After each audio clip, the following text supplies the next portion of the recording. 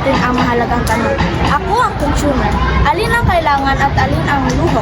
At ipapakita namin ang 5 uri ng pagkonsumo gamit ang mga real-life experiences at kwento.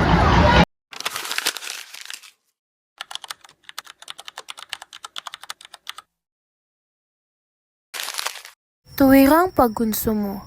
Ito ang paggamit ng produkto na agad-agad na natatamasa. Ang pagkain, tubig at kuryente. Yan ang mga kailangan natin. Hindi luho, kundi pang-araw-araw ng pangangailangan.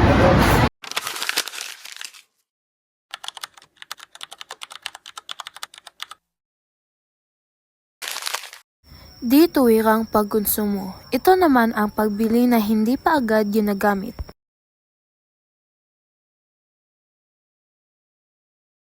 Kailangan natin maging wais, bumili ng sangkap na lutuin sa bahay, hindi puro take out.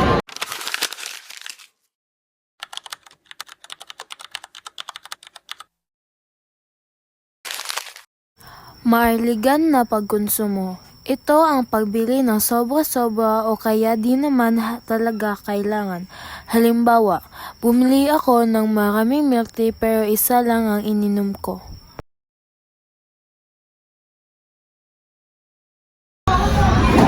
Aminado ako, dati ang dami kong binibiling milk tea kahit di ko nauubos. Sayang pera, sayang produkto.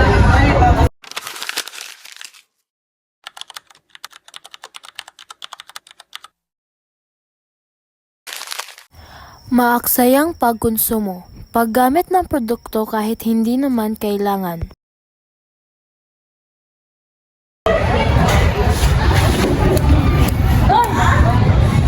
Dati, nakalimutan ko na patayin ang ilaw. Pero ngayon, natuto na ako. Tipid sa kuryente, tipid sa gastos.